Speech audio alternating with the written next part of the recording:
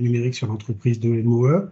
MOE au sens architecte, ingénieur, bureau d'études de conception, puisque c'est évidemment notre métier naturel. On est tous, nous, issus de la maîtrise d'œuvre, même si depuis déjà quelques années, on travaille beaucoup avec la maîtrise d'ouvrage.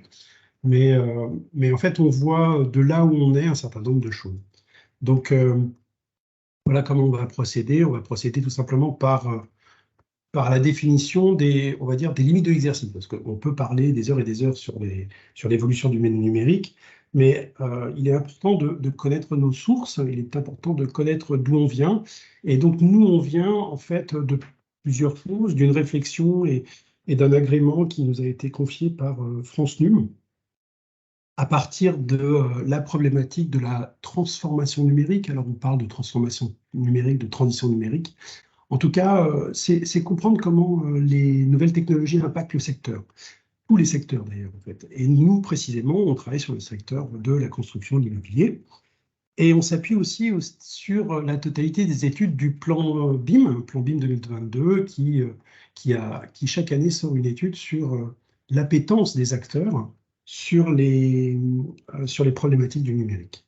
Donc, nous, on a participé à un certain nombre de choses qui nous ont donné aussi une vision un peu particulière. Mais ce qui est très important, c'est que nous ne portons que notre parole et que cette parole est issue de notre expérience.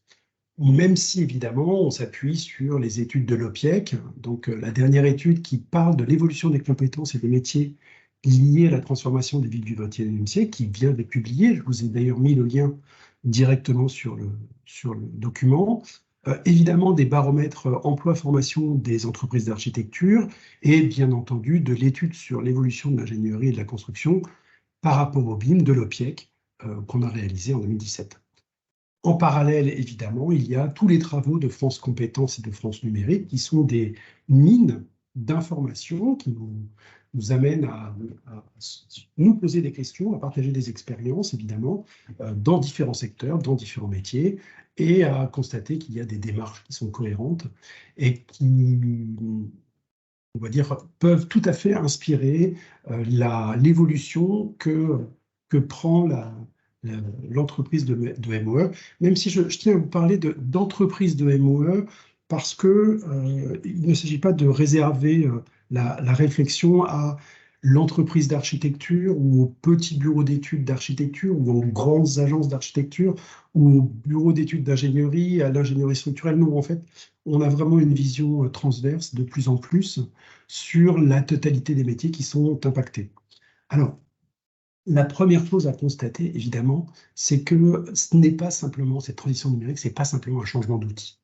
Donc, certes, on a des problématiques de nouveaux usages, de nouveaux outils, mais en fait, c'est un modèle qui est quand même principalement disruptif. C'est-à-dire qu'il rabat les cartes complètement d'un ensemble de choses qui sont la gestion des données des projets, les méthodes de collaborative, l'usage du cloud. Enfin bref, il y a toute une série d'éléments comme ça qui interviennent. Il y a évidemment énormément de jargon. Il y a énormément de sigles, de mots qui sont inventés, qui sont récupérés, qui sont réutilisés. C'est toujours un peu difficile de se tenir à jour en permanence. Même si moi j'ai l'habitude de jargonner un petit peu, évidemment, je vais essayer de simplifier au maximum. Je vais peut-être utiliser quelques mots comme le BIM, comme le SIM, comme le PLM. Enfin, tout ça renvoie de toute manière à des définitions qui sont déjà établies, et une simple recherche Google vous donnera l'expression de tout ça. Hein. Donc, on va commencer notre introduction par la manière dont la chaîne de valeur de la conception, de la réalisation, de l'exploitation de maintenance dans l'immobilier est impactée à travers un ensemble d'éléments qui font ce qu'on appelle des ruptures numériques. Donc, je vais citer en masse les bases de données, l'impression 3D, la bureautique collaborative, l'intelligence artificielle, la mobilité, les réseaux sociaux, les drones, les maquettes numériques BIM, les plateformes BIM, la gestion de projets numériques, les smartphones, bref, toute une série de ce qu'on appelle des ruptures numériques quasiment au sens d'objet, qui créent en fait des impacts très très forts, puisqu'on va parler évidemment de désintermédiation, ce qui veut dire simplement qu'on communique mieux, plus vite, et plus forcément sur les chaînes traditionnelles. On va parler d'évolution des contrats, on va parler d'évolution des outils, on va parler de virtualisation, de revue 3D, on va parler de sécurité, de gestion de données, on va parler de plateforme d'échange, il y a d'ailleurs 2 fois, mais on va parler de gestion de plateforme d'échange, on va parler d'automatisation, évidemment, on va parler d'assistance avec l'intelligence artificielle. Je commence à avoir des sujets un peu intéressants à échanger là-dessus, mais ce ne sera pas le thème, évidemment, de cette présentation. L'automatisation, et je vais particulièrement me concentrer aujourd'hui sur l'évolution de l'organisation du travail, l'évolution des apprentissages, l'évolution des métiers et l'apparition ou pas de ce qu'on appelle des nouveaux métiers. Alors, c'est un exercice particulier puisque je ne vous vois pas et je sais pas vos réactions. Par contre, ce que je peux imaginer, c'est que si vous avez des questions et si vous avez même des problématiques, n'hésitez pas à écrire directement dans le chat, dans la conversation, en prenant directement le numéro de la planche, même si vous voyez, on est actuellement dans la planche 12. Donc, si vous avez des questions sur cette planche, n'hésitez pas, vous tapez P12 et puis vous tapez votre question. On les reprendra tout à l'heure avec Sabrina. Donc, ce qu'on peut dire, c'est que le NUM ou le BIM, bref, tout ce qui dépend du numérique actuellement, en fait, va impacter très fortement les différentes fonctions de l'entreprise. Je ne vais pas citer toutes les fonctions de l'entreprise et je ne vais pas évidemment traverser dans cette présentation toutes les fonctions de l'entreprise. Je peux vous dire qu'évidemment, tout ce qui est comptabilité et finance est impacté par le numérique, hein. Ne serait-ce que parce que on voit de plus en plus des outils sur la gestion financière, la gestion des projets, qui apparaissent et qui impactent profondément les méthodes de travail, hein, sur des cohérences, sur des suivis, et même, pourquoi pas, sur la commercialisation. Donc, c'est très, très important tout ça. Moi, je vais me consacrer principalement aux questions autour de la production, c'est-à-dire en fait la nouvelle collaboration, les nouveaux usages, les nouvelles pratiques, les nouvelles données, mais aussi les nouveaux modèles de collaboration. On appelle ça vulgairement des ECD, des environnements de données communs. Et puis de l'autre côté, je vais parler un petit peu d'informatique. Donc en informatique, on va souvent parler de logiciels et d'outils, on va parler de nouveaux équipements, parce qu'évidemment tout le monde maintenant a un smartphone quasiment aussi puissant que mon portable. On va parler de plateforme, on va parler de cloud, de mobilité, de collaboration. Je reviens sur le mot ECD, hein, environnement commun de données, qui peut être déroulé à plusieurs niveaux. C'est-à-dire que la notion de collaboration, la notion d'échange de données, la notion de circuit de data est quelque chose qui peut se voir à la fois dans une production BIM, mais aussi dans une production traditionnelle, mais aussi dans une logique de comptabilisation. Bref, il y a toute une série de choses qui nous impactent. Et le lien entre la production et l'informatique, évidemment, c'est la problématique de la RH. Et la problématique de la RH, des ressources humaines, c'est l'évolution des profils, c'est des problématiques de recrutement, c'est des problématiques de nouvelles exigences, c'est évidemment une évolution des savoirs et des savoir-être. Évidemment, on peut aussi parler de ce dont je vous ai parlé tout à l'heure, c'est-à-dire la désintermédiation, à savoir une évolution des relations entre les acteurs qui nous impactent tous dans nos manières de fonctionner et dans nos groupes de projets. Alors, pour revenir sur l'impact numérique dans les métiers, j'ai essayé de classifier deux grands éléments. Premièrement, une problématique d'évolution des savoir-faire. Donc, on va trouver des nouvelles technologies, des nouveaux outils, des nouvelles méthodes, des nouveaux processus. Et dans ce cadre-là, on va trouver un ensemble de problématiques autour de la modélisation, modélisation au sens 2D, 3D, mais plus encore. On va parler des problématiques de conception 3D. Donc, quand on parle de conception 3D, ce n'est pas simplement la création de la maquette 3D, hein, c'est aussi la manière dont on dialogue autour de la maquette 3D, c'est la manière dont on décide avec la maquette 3D qui est évidemment BIM ou SIM, c'est-à-dire BIM à l'échelle du bâtiment, SIM à l'échelle du territoire. On va parler de plus en plus d'assistantes autour de l'intelligence artificielle. D'ores et déjà, je vous confirme que nous utilisons des intelligences artificielles, pas encore au quotidien, pas pour toutes les opérations, mais en tout cas en assistance de rédaction, en assistance de compte-rendu, en assistance bureautique, pour l'instant, on est pleinement satisfait de ces usages et on commence à faire rentrer ces nouveaux usages dans la chaîne de l'ensemble des tâches des acteurs. On va d'ailleurs souvent parler à ce moment-là de manipulation de data, hein.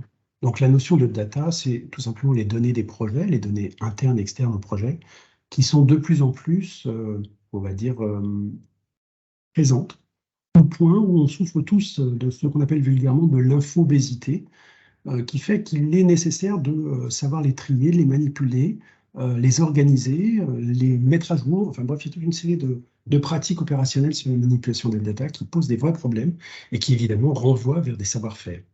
Enfin, la virtualisation et la visualisation immersive qui nécessitent l'usage de quelques outils pas très très compliqués à utiliser, mais en tout cas qui impactent fortement notre manière de fonctionner et de prendre des décisions. C'est vraiment une manière, presque une manière d'être, de montrer en 3D, mais de montrer à l'intérieur de la 3D. Enfin, sur la partie gestion de projet, gestion de chantier, on a énormément de nouvelles technologies, de nouveaux outils numériques qui apparaissent. J'échangeais il n'y a pas très longtemps là sur les nouvelles chaussures à, à éléments géopositionnants qui permettent de savoir si votre compagnon est debout ou couché, c'est-à-dire s'il a un accident et où est-ce qu'il est physiquement. Donc on a toute une série de choses qui commencent à évoluer même dans la partie chantier en intégration d'un certain nombre de données, d'outils assez intéressants. Et en parallèle de tout ça, eh bien, évidemment, il y a la problématique des modes d'apprentissage. On est dans le cœur de la pertinence de nos métiers à nous, à CTH, où on transmet et on aide à la montée en compétences, puisque les modes d'apprentissage aussi évoluent. On n'est plus du tout dans une logique simplement d'apprentissage traditionnel et pyramidal, c'est-à-dire je suis le sachant ou quelqu'un est le sachant et exprime ou impose une connaissance. En fait, on est beaucoup plus dans le collaboratif, on est beaucoup plus dans l'implication des acteurs, on est beaucoup plus dans la coopération et évidemment, on est beaucoup plus dans la mobilité, dans le travail distant. Et tout ça, ça traduit des nouvelles exigences d'apprentissage, des nouvelles exigences de rapport entre les acteurs, des nouveaux rôles, des nouvelles postures. Alors, ce ne sont pas vraiment des nouveaux, mais en tout cas, ce sont des évolutions et des éléments à tenir en compréhension intime de ce que ça implique au niveau management, au niveau de l'organisation et bien sûr au niveau de la projetation et de la gestion du projet. Ça, c'est ce qu'on appelle vulgairement les évolutions de savoir-faire. Qu'est-ce que j'ai d'autre encore à vous dire? Ben, tout simplement, c'est que puisqu'on on a tous ces éléments qui arrivent en termes de savoir-faire et de savoir-être, eh bien, on a un gros problème, c'est qu'on ne peut pas tout maîtriser. Et pour être, on va dire, le plus pertinent, eh bien, on voit l'émergence de ce qu'on appelle les fonctions support. C'est-à-dire que, puisqu'on n'est pas capable de modéliser la totalité des outils qui permettent de faire de la modélisation, de la conception du BIM, du SIM, eh bien, on va avoir de plus en plus des spécialistes, des spécialisations de compétences, des collaborations externes qui vont nous aider, externes ou internes, au sein de l'agence, ou à l'extérieur, dans un réseau ou un écosystème de collaborateurs, qui vont nous permettre évidemment de pallier à, on va dire, à notre manque de savoir-faire ou à notre manque de compétences. Donc, l'idée est bien de vous faire comprendre que comme on ne peut pas tout maîtriser, eh bien, finalement, assez vite, on va pouvoir s'entourer, on va pouvoir, on va dire, mettre en place les logiques de réseaux sociaux. Donc, les logiques de réseaux sociaux, c'est la capacité de faire appel à un ami rapidement, presque de manière immédiate, et surtout de manière complètement délocalisée. C'est-à-dire que nous, notre réseau de compétences, on a des problématiques autour de l'automatisation, autour du développement des data, du BIM et de plein d'autres trucs. Mais évidemment, tout n'est jamais euh, au sein d'une même agence. Donc, il est absolument nécessaire de travailler en réseau et en réseau de proximité. Or, le numérique permet ce genre de choses. Donc, ça nous emmène évidemment à développer toute cette problématique-là. Alors, je vais avancer encore un peu. On va parler de la répartition du travail. Et donc, ce que nous, on voit, voilà, je vous rappelle, on parle de notre expérience, hein. Ce que nous, on voit de plus en plus, c'est l'évolution des modes de relation. Et cette évolution des modes de relation, qu'est-ce que c'est? C'est qu'on passe d'organisation de projets ou d'organisation d'entreprise plutôt sous forme pyramidale, donc avec une direction, des associés, des chefs de projet, puis après des projeteurs. Et puis tout en bas, on a, on va dire, un réseau de supports. Alors, on a la DSI, les RH, la gestion, la qualité. Mais tout ça, ces éléments transverses sont vraiment le socle de la pyramide, puisque c'est finalement une pyramide, hein, l'organisation pyramidale. Et tout ça évolue avec le numérique et dans un temps qui n'est pas tout petit, euh, évolue de plus en plus vers ce qu'on appelle de l'organisation personnalisée, c'est-à-dire avec des éléments beaucoup moins hiérarchiques, avec des interventions beaucoup plus euh, impliquées et multitâches des acteurs, et avec évidemment beaucoup plus de support. Le support étant justement le fait qu'on appelle un ami, ou tout simplement on ne maîtrise pas un certain nombre de choses, donc on le renvoie vers quelque chose. Par exemple, la place de l'informatique, de ce qu'on appelle la DSI, la direction des systèmes d'information, ou des systèmes informatiques dans les entreprises, alors que ce soit internalisé ou externalisé, on peut absolument confirmer que ce sont des postes qui sont apparus sur les 30 dernières années et qui ont petit à petit sont passés on va dire, du canard boiteux, de celui qui était un peu geek de l'agence et qui s'occupait d'acheter les ordinateurs, à de vrais services informatiques, qu'ils soient internes ou externes, mais qui permettent de déléguer et de supporter la totalité des acteurs. Passons ensuite sur l'évolution des titres professionnels. Alors, tout simplement parce que pour pouvoir comprendre l'évolution du métier, je vous ai dit, il y a d'une part l'évolution des fonctions support et le fait qu'on va appeler des amis, mais ça veut dire aussi qu'on va intégrer des profils de poste qui ont des particularismes dans l'entreprise de MOE. Alors, je ne peux pas parler des nouveaux profils autour de l'informatique, je ne veux pas parler des nouveaux profils autour de la communication, je vais vous parler principalement de ce qu'on appelle les KBIM et les BIM-mob. Alors, en fait, il faut savoir que traditionnellement, dans les structures, dans les structures de production, on avait des dessinateurs projeteurs, qui étaient plutôt des architectes, des ingénieurs juniors, qui produisaient les projets, produisaient les livres. On avait des responsables de projet, qui étaient des ingénieurs d'affaires, qui sont des ingénieurs d'affaires, qui sont plutôt en charge du projet, qui contrôlent les livrables, qui encadrent l'équipe. Et puis après, on avait les directeurs de projet, les associés, les architectes, les ingénieurs seniors, qui, eux, pilotaient la totalité des projets. En fait, cette organisation reste en place, évidemment, hein. Elle est peut-être un peu moins pyramidale, mais elle reste en place. Et on va trouver des professions et surtout des correspondances de titres professionnels qui commencent à apparaître. Ils ont 2 ans. Donc les titres professionnels, je vous rappelle ce que c'est, ce sont le ministère du Travail, et non pas l'Éducation nationale, qui délivre un titre professionnel au même titre que l'éducation délivre un titre de type master ou de type architecte ou ingénieur. Et bien là, c'est le ministère du Travail qui va décliner à travers une évaluation de jury professionnel un certain nombre de tâches. Et on va parler de modeleur BIM et on va parler de coordinateur BIM. Donc, ces 2 éléments sont très, très importants parce qu'en fait, ils vous permettent de percevoir la manière dont l'organisation et la gestion des projets sont en train de se mettre en place. On continue à avoir des dessinateurs projeteurs, mais peut-être que c'est le nom qui change et on commence à les appeler modeleurs BIM. Et on a évidemment des responsables de projet, mais on va les appeler coordinateurs BIM. Alors, on ne sait pas combien de temps ça va durer. Un titre professionnel est établi pour 5 ans. Ils ont maintenant 2 ans. Ils sont donc déjà en train d'être réévalué par le ministère. Manifestement, il semblerait que ça va absolument continuer.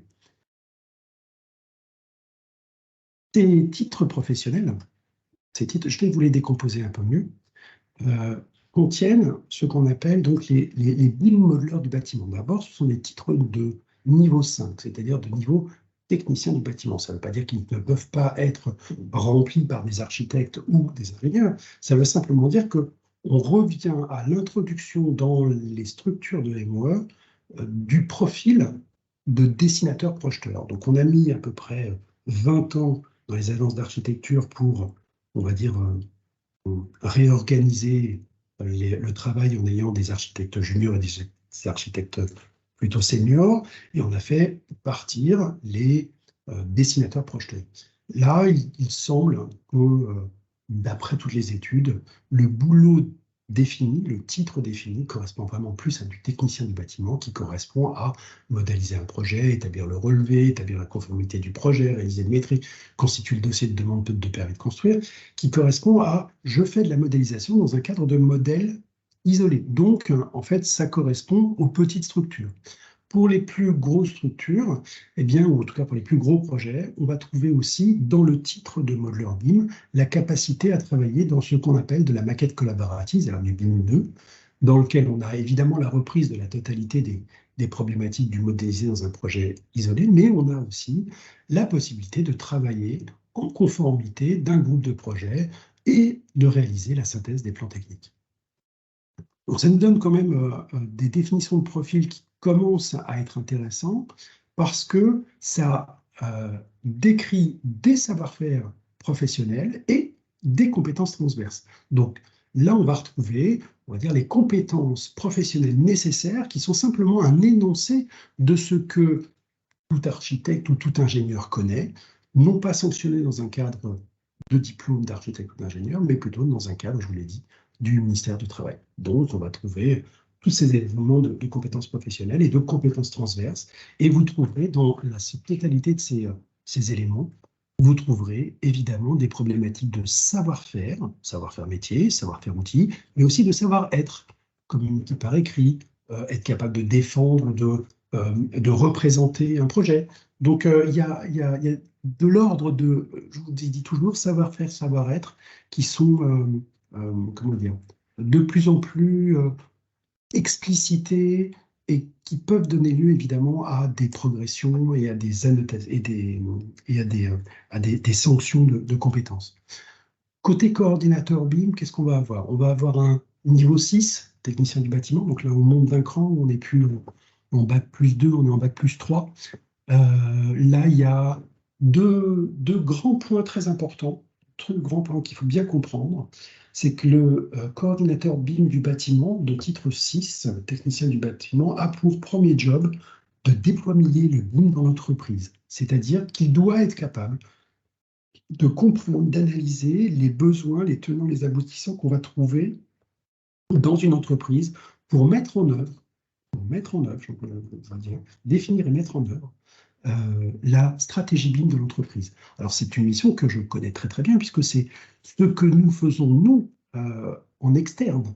Donc, c'est avec grand plaisir, je confirme, que je vois, qu'on voit apparaître des jeunes acteurs qui ont, certes pas encore notre expérience à nous, mais qui ont pour objectif et qui ont des formations qui leur permettent de construire un état des lieux, de construire une compréhension des chaînes décisionnelles, de construire une compréhension des nécessités et des cartographies logicielles pour pouvoir proposer à leur direction la mise en œuvre du plan stratégique ou de la feuille de route du BIM pour l'entreprise.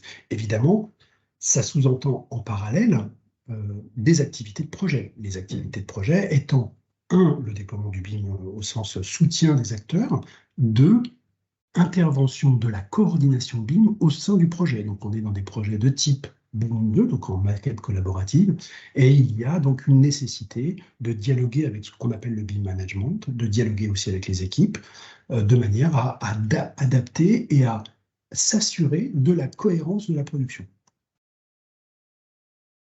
Même chose, on a des compétences professionnelles, on a des compétences transverses.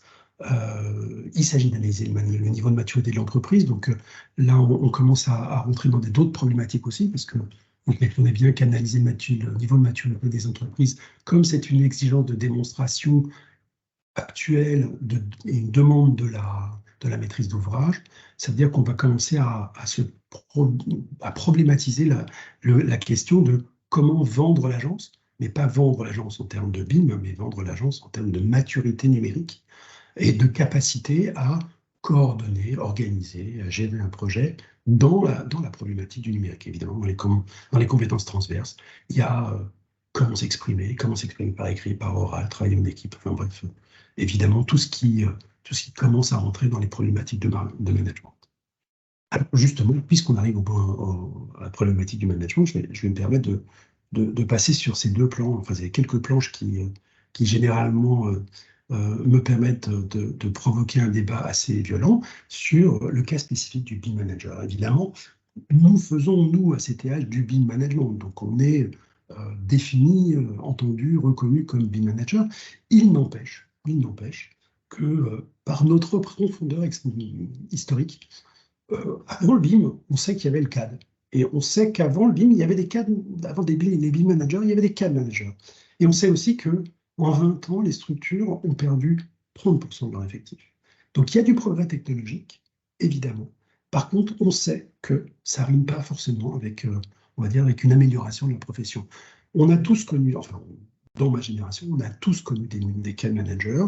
10 ans après, 20 ans après, ils n'en existent plus. Ils sont noyés dans la production, leur compétence a été noyée dans la production, ou alors ils ont pris d'autres voies.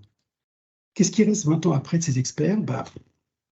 Les experts sont devenus, soit sont retournés à la production en tant que chef de projet, soit ils ont basculé dans l'informatique pure et dure, soit ils ont quitté le métier. C'est-à-dire qu'on avait une génération qui s'est spécialisée dans cette problématique et qui, à un moment donné, s'est retrouvée décollée de la profession. Alors, on a aussi, évidemment, quand on regarde un peu dans cette historique, on a des investissements qui ont été colossaux, qui ont terriblement pesé sur la rentabilité des entreprises, puisqu'il fut un temps où le coût d'achat d'un ordinateur, le coût d'achat d'un réseau, le coût d'achat des licences, le coût d'achat d'une bonhomme hyper spécialisé coûtait très cher. Alors, évidemment, ça a décliné. Par contre, ce qu'on voit après 20 ans, c'est qu'il y a des nouveaux acteurs qui sont intégrés dans nos MOE.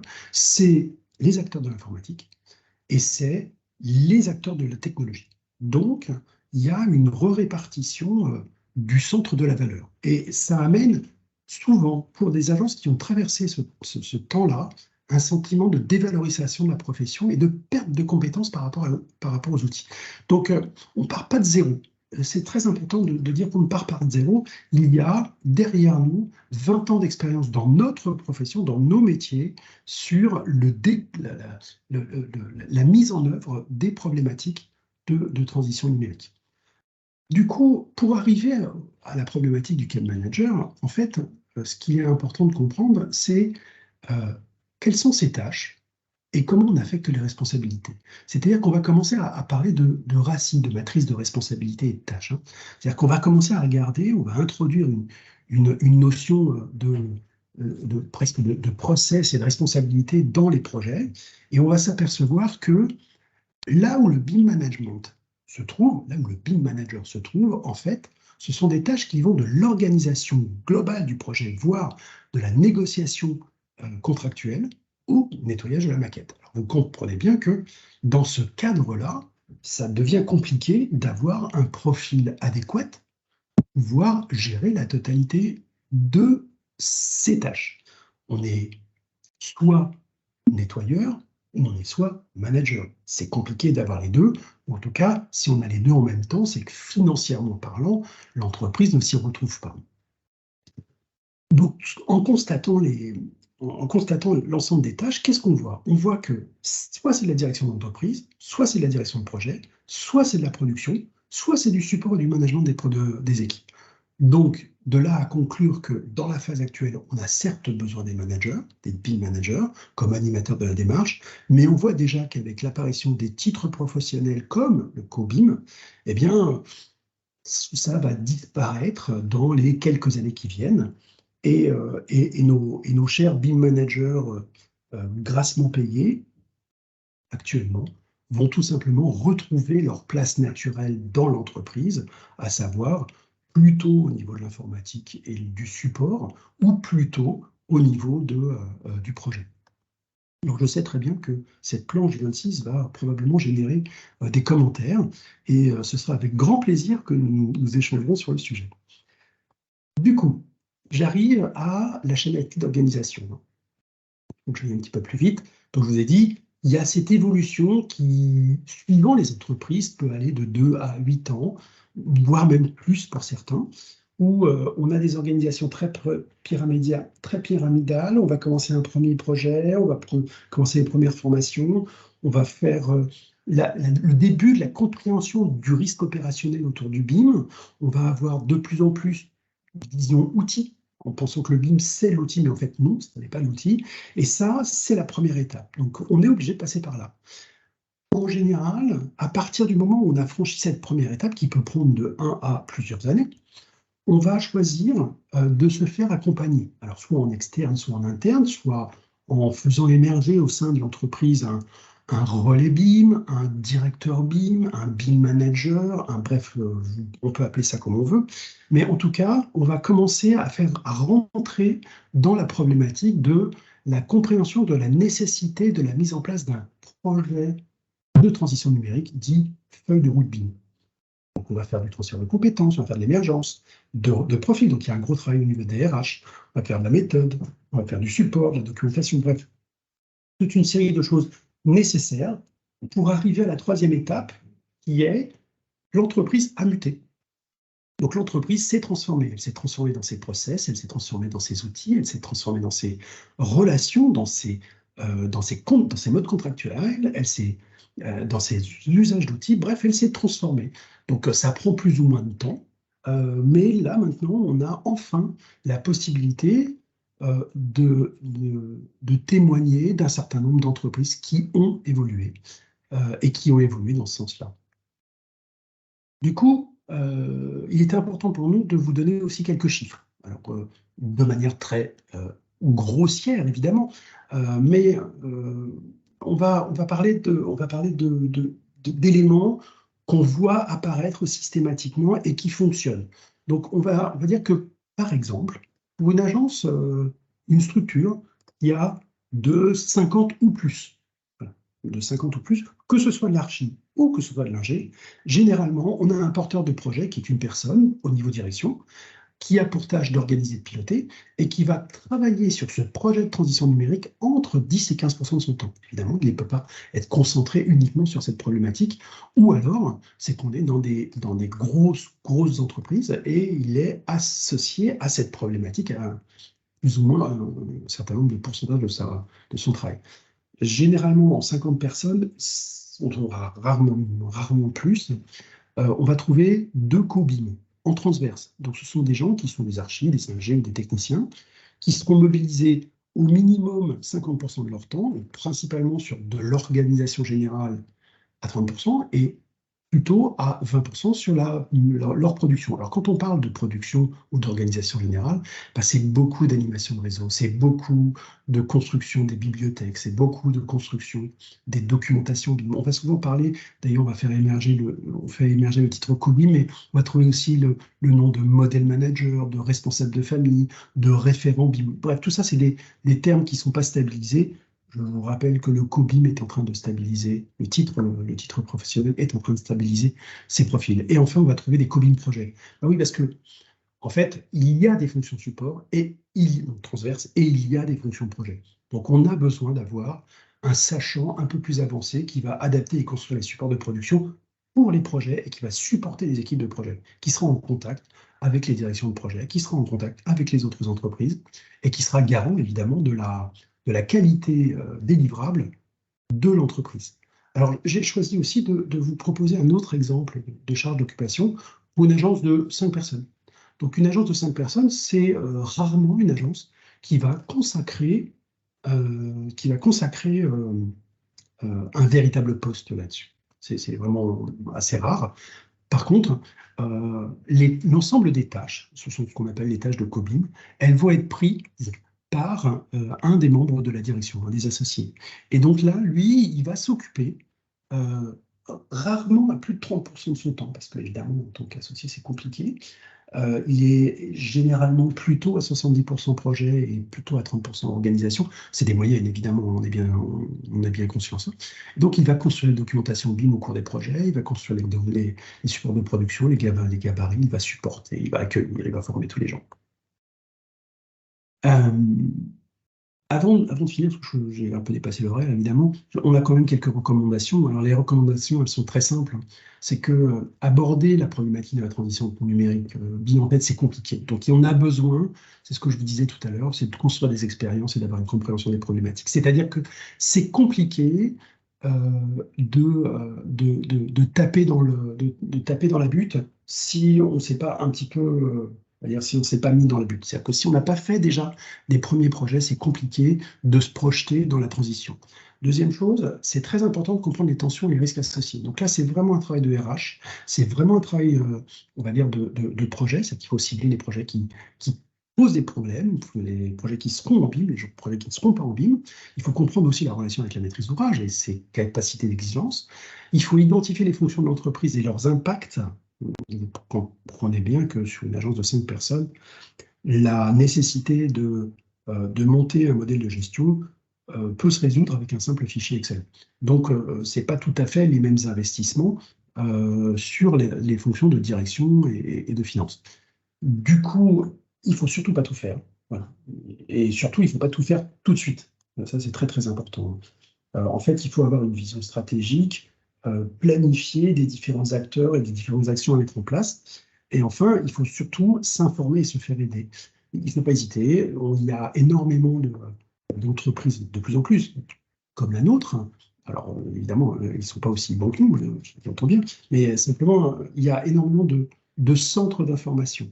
Il y a Medaconstruc, il y a le plan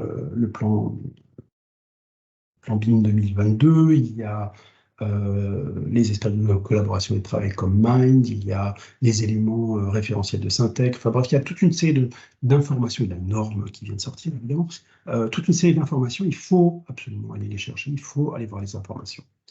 Alors, si je m'arrêtais là, c'est déjà complexe, mais je ne peux pas faire autre chose que aussi lui dire, il y a d'autres sujets.